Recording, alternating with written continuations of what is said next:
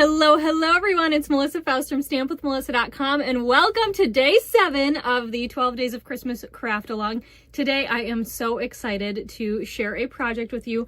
I have wanted to know how to make these for a very long time, so I was really excited to see when Ange McKay from Canada, who I've partnered with, she made a cute little Christmas cracker box. So we are going to make this together today. It is so stinking cute. I love it. So phenomenal and just perfect. So just as a quick reminder, if you are wanting the PDF for these projects that we've shared this week, this is number 7. There's still 5, 8, 9, 10, 11, 12. Yeah, 5 left. Had to do quick math.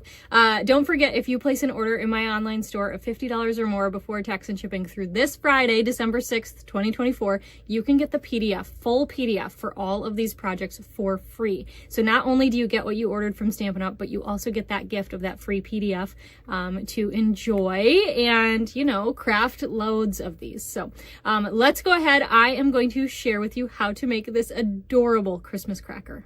I am so excited to make this with you today. I don't know if this is a Canadian tradition. It might be because Ange McKay, who is our Canadian partner in our 12 Days of Christmas, she designed this and came up with this. So I'm not sure if this is a Canadian tradition, but I know it's big over in Europe, the Christmas cracker, and I wish this was a U.S. tradition.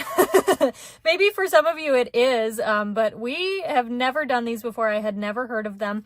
I know traditionally you're supposed to rip them open, but this is too pretty and handmade, so we can't do that, right? But we are going to make this together today for day 7. And as I mentioned, this one was designed by Ange McKay in Canada, and it is so stinking cute. So let's go ahead and take a look here. For our sentiment, we are going to use the Christmas label set. Now this set has so many great sentiments in it. You do get this label die cut included in your kit if you pre-registered. We'll talk about that in a minute. But you are going to want to have your cute Merry Christmas to You sentiment ready to go from Christmas Labels. Okay, and we are going to ink that up and actually heat emboss it. So I've got my gold embossing powder, my spoon, my embossing buddy, and my Versamark all ready for when that time comes. Also our heat tool. And then we've got our beautiful gold twisted thread, and we're going to use our loose snowflakes for this project, as well as for cardstock, we want real red cardstock. We want a sheet of our beautiful striped Take a Bow DSP. And as I mentioned before, you're going to have this beautiful label die cut from the Christmas label set. And this is done in Garden Green. If you pre-registered for a craft along kit, this is ready to go for you, and you just have to pull it out. So let's go ahead, you guys. This one is fun, and it actually ended up being a lot easier to make. This one here, my sample, this is the first Christmas cracker box I ever made. And so, you know, you can do it. We can do it together. All right, so for our piece here, we've got 8.5 by 11 in our Garden Green. We are going to cut this at 6.5 inches. So right here, we got to pull out our arm, cut at 6.5. You can go ahead and get rid of that smaller piece, save it for a different project some other time. And this piece here, now we've got 6.5 by 8.5. So we need to score this. So let's flip it to the 8.5 inch side. We are going to score at 1.5, 2, 2.5, and then pull it all the way down here. We're going to go 6, 6.5, and 7 inches. All right, then we are going to flip this over to our 6.5 inch side here, and we are going to score at 1.5. Remember your gray blade. So we've got 1.5, 3, 4.5, and 6 inches. Okay, so let's see if I've got all those right here. All right, so we've got on our 8.5 inch side, we've got 1.5, 2, and 2.5, and then we've got 6, 6.5, and 7. Flipping it this way, we've got 1.5, 3, 4.5, and 6. Okay, all right, so let's go ahead. We are going to burnish on our score lines, and I'm actually going to start here on the long edge. We will do the shorter ones later. So for now, we're going to do this long edge. I'm going to start with that 1/2 inch strip here, and this is going to kind of fold, right? We're going to make a box. Think of it that way anyway. So we're going to fold these all the same way. and score, and then I'm just going to flip it this way, but it's folding the same way. Whoops. Oh, I keep saying score, burnish. All right, so we've got that just like so. So you can see how that will fold all together, right? We will do these shorter ones later, okay? So what we're gonna start with here is we are going to grab our snips, and we basically need to make diamonds in these little pockets because that's what's going to allow our box to collapse and add those bows, right? So what we're gonna do, take that 1/2 inch strip here, fold it back, and we're gonna go from our crease to the center on both sides here, going up about 1/2 inch. Okay, so I'm just gonna take my snips, line it up right here, just cut to that center score line at about 1/2 inch. Does not matter if it's perfect. Okay, like that. Come over and do this one. Fold up. And do it again. Okay, and just wiggle it out. If you're like me, I don't cut it. I don't know how, but I somehow never cut it perfectly. Now for this 1/2 inch strip, if your piece is not connected at the bottom anymore, that's okay. This is gonna get hidden inside, so don't worry about that. All right, then we're gonna fold at the next score line and do the same thing. Okay, cut and cut. Try to get it closer this time. I just never can quite meet my points. I don't know why. It's on every project I ever do. I can never do it. Okay, so, come here. Just cut that. I went a little over the edge. That's okay. Perfect. That time I met the edge. Okay, fold up on the next score line. So you can see it's very repetitive, pretty simple to do once you get the hang of it. Cut and cut. Okay, and cut and cut. This is kind of like when we made paper snowflakes in elementary school. Do you remember that? How you would fold the paper so that you'd have those cute little diamonds? All right, here's this one.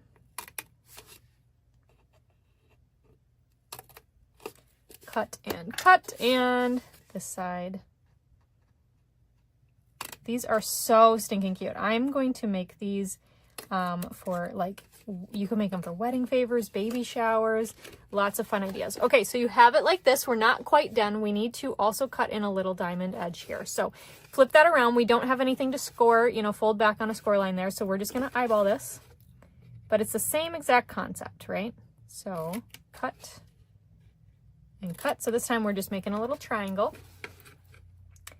and cut and cut like so. Okay, let's get rid of all these little bits. I gotta clear them out. You know me, I clean as I go. Otherwise they're gonna be on the floor and all over. All right, so before we adhere anything, we're going to now score on those short lines. So yours should look just like this, right? And again, does not matter if this piece is not attached. You can see one side it's still attached, one side it's not. That does not matter, it will still work, okay? So let's grab our bone folder again. I'm going to flip this. This is actually gonna be my outside. So I'm gonna flip it so I've got the inside on top, and we're gonna go on the score line that's all the way in the center, right? And fold that in, okay, and just burnish this. Now you got this little flap right there that didn't want to stay connected, so make sure you get that too. Then we've got our score line here, right? That's our center of our diamonds. That piece we're going to fold back, so this is going kind of accordion style. Okay, just burnish those, and then we've got that last score line, fold forward. All right, so you can see how it kind of nudges up in the center there. That's what's going to allow our box to collapse. So we'll do the same thing on the other side. So the centermost score line, fold in. Then we'll fold back. And you can see I just have to kind of flip it around as I go. And fold in. Alrighty, so there we go. So you can kind of see how that lays there. So then what we can do is we can flip this, right? So you can see this is our outside, and we are going to, you can kind of flatten it a little because that'll be a little easier here, but we're going to add some tear and tape to our 1/2 inch flaps. So following Ange's recommendation here, we are going to have that tear and tape go as close to that score line as possible. just go ahead and, sometimes I cannot rip tear and tape. I don't know what it is. I don't know if it's just my angle or what. So sometimes I need scissors, but we're going to try our best. Okay. There. See, that one was so easy. All right. And our last little flap here. Perfect. Just like so. So we've got all of our tear and tape here. You can see this piece is going to go over. So once I get that backing off, I'm just going to go ahead and fold that back on itself. But we can peel off the backings here. I just use my snips to help me pick that up. Okay. Fold over that excess here. Peel this up and peel this one. Oops, didn't quite grab that. Right, come here. There we go, just like that. All right, so then we can go ahead and fold this so that our box can come together. So I just folded back on that score line. We'll fold this one over to meet it. Oh my gosh, how cute is that? So you can see here, my diamonds are not perfect, but they're pretty close, but they do not need to be perfect. You've got that same idea. So you can pop this open like a box, and you can see here how this is going to collapse in like this, right? And that is kind of the point of the cracker box there. How stinking cute. So depending on where you cut those diamonds, you're going to be able to fold these together. You can see that there is a little gap here. So I'm going to follow what Ange recommended. Don't put anything too small in here because it'll just fall right out. Here's my completed one. You can see I didn't add anything in beforehand, which is okay. You can just untie your bows to add things in, but you'll tie one of the ends, add in your treats, then tie off the other end. Okay. All right. So we've got our cute little box here. So let's go ahead. We've got to cut our DSP. So let me pull in my trimmer here, and we've got our striped pattern of DSP here. So we're going to start, this is 6 by 6 already. So we're going to start at cutting this at 3 1/4. Okay. Take this smaller piece, put it off to the side. We are coming back to it later. Then I'm going to turn this and cut 4 pieces at 1 1/4. I like to use the right hand side of my trimmer when I've got something smaller than 1.5 inches because I get more, you know, levelness, straightness if I use that left hand side to help guide the paper. So, all right, we've got these pieces, and then you're going to be left with a little extra scrap that you can use for something else later. And then we're going to grab this piece back in, and we need to cut 8 pieces that are 1 1/4 by 1 1/4. Okay, so we're going to start. I'm again just going to line that up on that left hand edge. This whole piece now is 1 1/4 inch wide. Do the same thing with this strip. And we've got another one that's 1 1/4. You've got this little scrap that you can save maybe for the inside of a card later. And then we're just going to cut out 8 squares here. So just keep moving down the line. You've got your little scrap left. What's really cool about these is that you can actually get all of these pieces out of that one 6 by 6, and you even have some of those leftover scraps, which is really cool. Alrighty, so if you're going to make multiple of these and you wanted to switch up the DSP, you could do that as well. All right, so we've got these. Let's go ahead and flip them over. We are going to add some seal to the back of each piece. I'm going to start with my rectangle pieces, and then we'll do the squares. Okay. And then we're just going to add these. Now you can actually push this down flat if that's a little bit easier to add these on. Okay, whoops, that one nudged a little, so let's move it. There we go. Luckily I didn't press too hard, so we can move it in time. Okay, there's one, and then here's that piece. Okay, so you can see that that's all the way around our cracker box. Then we've got our little square pieces here. So let's flip these guys over. And for seal on these, I'm just going to go diagonal, I think. You could do 2 strips, however you want to do it, but they're small enough. I think this should be sufficient. All right, and then same thing here. We're just going to center those in our little end pieces here.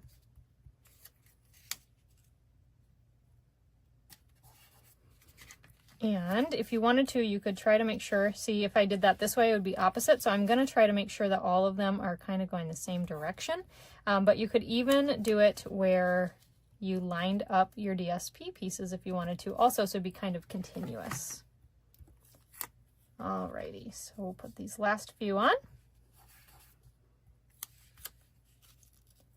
And just as a reminder, if you want the PDFs for these projects, you can get them for free if you place a $50 order in my online store through this Friday, December 6th. I almost put that one on upside down. If you place that $50 order before tax and shipping, you're not only going to get whatever you ordered from Stampin' Up, but you'll also get the PDF for all 12 of these projects for free. Today is day 7, so we've got 6 projects that have already completed. We've got this one, we've got 5 more coming. So a really awesome deal for you, especially because these projects are great for other than just Christmas as well. So all right, we've got this done. Now, before I tie this, I actually want to move on to heat embossing. And the reason is because I want this to have a little bit of time to settle so that things don't smudge before we, have to adhere it on. So let me grab, I just have some messy scrap paper here. Look, I got all these random notes. I've got my messy scrap paper here. I just find that a little bit easier when I add my embossing powder. To help in case I spill, then it's on a piece of paper that I can get back into my little Tupperware. So I am just grabbing my embossing buddy and rubbing that over this garden green label. Okay, I get so particular. I need this like inside the bag that's in the bag. You guys, you know how it is, right?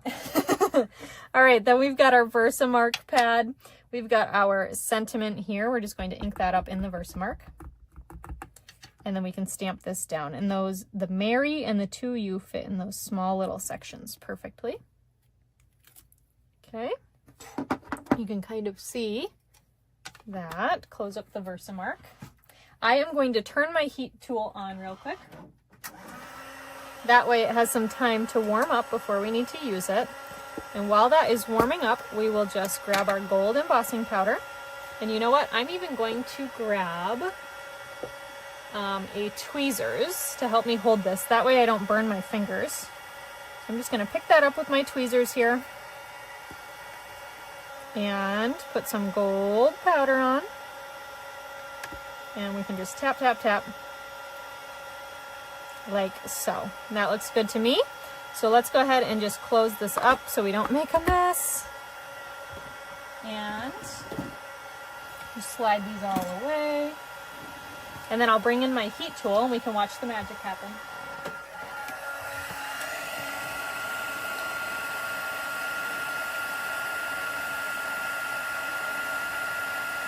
It is so cool when this transitions and melts. It's so beautiful.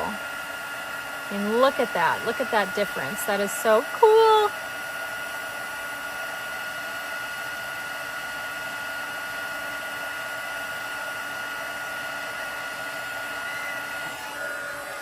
All right, so there is our cute sentiment. How fun is that? So shiny, gold, shimmery. I love it. Alrighty, so let's go ahead then. We're going to set that off to the side while we work on our cute cracker box. So I'm going to find here is my little 1/2-inch tab. I want that to be at the back. So I've got that tab down here, bottom back, just personal preference.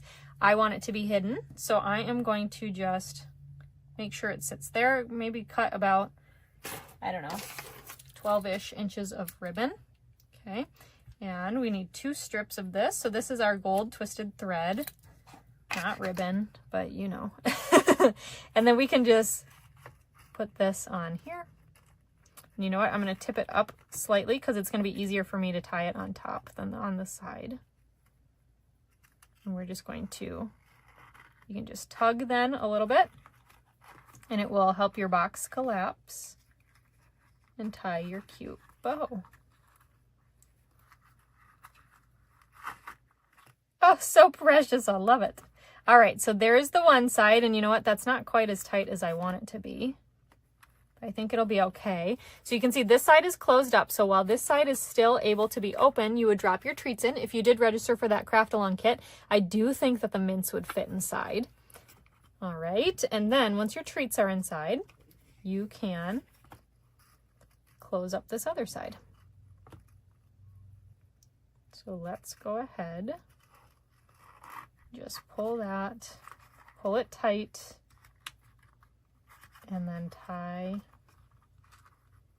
your bow to keep it closed. And again, like I said, I think the traditional Christmas cracker, I think that they rip them open, but these are really nice because you just untie the bow and nobody needs to break anything, right?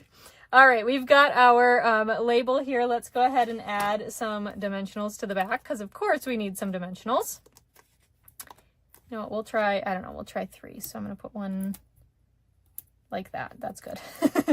And peel off the backings, and this is going to go right onto this centerpiece here